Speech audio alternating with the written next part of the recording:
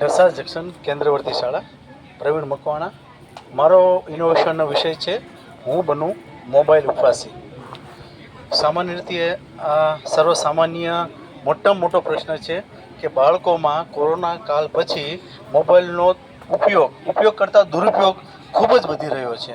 અને આ માટે આ સમસ્યાના નિવારણ માટે શાળામાં વર્ગમાં ઘણી બધી જગ્યાએ જોયું કે બાળકો સતત મોબાઈલની ચર્ચા કરતા, અને આ કારણે આ વિચાર ઉદ્ભવ્યો અને થયું કે કંઈક એવો વિચાર કરીએ જેથી ડિસેમ્બર 2023માં એવો વિચાર આવ્યો. એસપીસીનું એક મોડ્યુલ છે મીડિયા સાક્ષરતા, એ અંતર્ગત અને એ વિચાર મેં મારી પોતાની જાત ઉપર અપનાવ્યો. અને કહેવાય છે કે જ્યાં સુધી કોઈ પણ પ્રવૃત્તિમાં આપણી જાતને જોતા રહીએ નહીં ત્યાં સુધીની સફળતા અધૂરી રહે છે. તો મારા એકથી આ પ્રવૃત્તિ શરૂ કરી 4 રવિવાર સુધી મેં પોતે મોબાઈલનો ઉપવાસ કર્યો. એટલે કે આ સવારથી સાંજ સુધી મોબાઈલનો સ્પર્શ નહીં કરવાનો, મોબાઈલનો ઉપયોગ નહીં કરવાનો. ત્યાર પછી મારા 44 કેડેટ્સો એટલે કે ધોરણ 8ના વિદ્યાર્થીઓ, એસપીસીમાં એને કેડેટ્સ કહેવાય છે, એ 44 કેડેટ્સો એમાં જોડ્યા એટલે 45 થયા. પછી દરેકને 5 કીધા કે તમે 5 મિત્રોને બનાવો. એ લોકો અલગ અલગ શેરીઓમાં ફર્યા, અલગ અલગ શેરીઓમાં ફરી અને પ્રચાર કર્યો કે ભાઈ આપણે તમે બધા મોબાઈલનો ઉપવાસ કરો, મોબાઈલથી દૂર રહો. પોતાની શેરીમાં 4-4ના ગ્રુપ બનાવ્યા. એટલે 4-4ના ગ્રુપ બનાવ્યા એટલે શું, કોઈ બાળકને જાહેરમાં બોલવાનો કોઈ સભાક્ષોભ હોય તો એ દૂર થાય. અને ધીરે ધીરે બાળકો જાહેરમાં બોલતા થયા. ઘણી બધી જગ્યાએ એ લોકોએ બોલ્યા. ત્યાર પછી અમે ઢસાની જે સરકારી શાળાઓ છે, પ્રાઇવેટ શાળાઓ છે, એ પ્રાઇવેટ શાળાઓમાં પણ આ વિચાર લઈને ગયા. ત્યાંના બાળકોને પણ અમારા બાળકોએ સમજાવ્યા કે તમે મોબાઈલનો આ રીતે દર રવિવારે ઉપવાસ કરો. અમારો એક જ આશય કે દર રવિવારે સવારથી સાંજ સુધી બાળકો મોબાઈલને ઉપયોગ ન કરે. અને વડીલો પણ જો જોડાવવું હોય તો આમાં જોડાઈ શકે છે. વડીલો માટે નિયમિત સાંજે 7 થી 9:30, 7 થી 9:30નો સમય સાહેબ અમે એટલા માટે રાખ્યો છે કે 7 થી 9:30ના સાંજના ભોજનને આપણે વાળું કીધી છે. અને વાળું એટલે સંયુક્ત પરિવાર સાથે બેસીને જમવું, જોડાયેલો પરિવાર. અને મોબાઈલના કારણે જોડાયેલો હોય છતાં પણ જોડાયેલો હોતો નથી. કારણ કે જમવા બેઠા હોય તો પતિ પત્ની વૈચારિક દ્રષ્ટિ અલગ હોય છે. આમ મોબાઈલમાં ફેસબુકમાં લાઇકો આપે પણ જીવન પાત્ર પોતાની બાજુમાં બેઠું એને લાઇક નથી કરતા.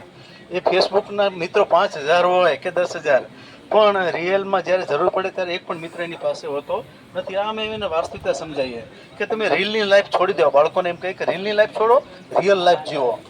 મોબાઈલના સ્ટેટસ મૂકો, પોતાનું સ્ટેટસ બનાવો સાચું. એ રીતે મેં આજુબાજુની જલાલપુર, માંડવા, ઢસા ગામ, મોટા ઉમરડા, આ બધી ફરતી નાગલ પર બધી શાળાઓમાં ગયા. બાળકો સાથે એસપીસીના કેડેટ્સો સરસ મજાના ખાખી યુનિફોર્મ પહેર્યા હોય અને વાત કરે તો બધાને ખૂબ જ ગમતી. બાળકો એને જોવા આવતા, એની વાતો સાંભળતા, એના પ્રભાવશાળી વ્યક્તિત્વથી બાળકો ખૂબ ખુશ થતા. અને એના કારણે એ લોકો એમ કહેતા કે અમે ખરેખર હવે પછી મોબાઈલનો રવિવારે ઉપયોગ કરશું નહીં. જેટલી શાળામાં ગયા એમાં 70%ની આસપાસ બાળકોએ સંમતિ આપી છે. ઘણા બધા ન્યૂઝપેપરે નોંધ લીધી છે. ગુજરાત સમાચાર, દિવ્ય ભાસ્કર, ફૂલછાપ, એ બધા પણ એની નોંધ લીધી છે. ચિત્રલેખા મેગેઝિન, વજુભાઈ કોટકનું જે પ્રખ્યાત મેગેઝિન છે, એમાં પણ મોબાઈલ ઉલ્લેખ, અમારી શાળાનો મોબાઈલ ઉપવાસનો ઉલ્લેખ કરવામાં આવ્યો. ગુજરાત રાજ્યના આપણા કહીએ હસમુખ પટેલ હતો ત્યારે દીકરી એન્કરિંગ કરતી હતી અમારી. તો એને પૂછ્યું કે તું શું કરે, આટલી બધી તારામાં સ્ટેજ પાવર કઈ રીતે છે? તો એણે કીધું કે સાહેબ અમે મોબાઈલનો ઉપવાસ કરીએ ત્યારે શેરીએ ફરીએ છીએ અને પ્રચાર કરીએ છીએ અને લોકોને ઉપવાસી બનાવીએ છીએ. પછી સાહેબે દીકરીને એન્કરિંગ કરતી હતી એને પોતાના હસ્તાક્ષરોમાં સાહેબે સરસ મજાનું અભિનંદન આપીને લખી દીધું. એ દીકરી બહુ ખુશ થઈ ગઈ. સાહેબ પોતે લખે છે, દીકરી ત્યાં ઊભી છે.